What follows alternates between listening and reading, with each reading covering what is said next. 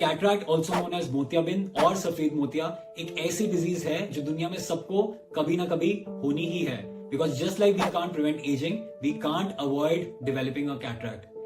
This occurs because of buildup of denatured proteins in our natural lens, which block light from reaching the retina and cause clouding in our vision.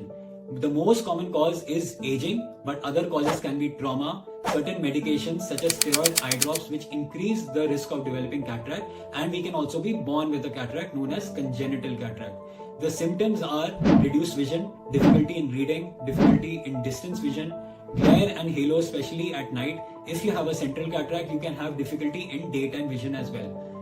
People also report reduction in colors and contrast when they have advanced cataract. The treatment for cataract is only surgery and nothing else.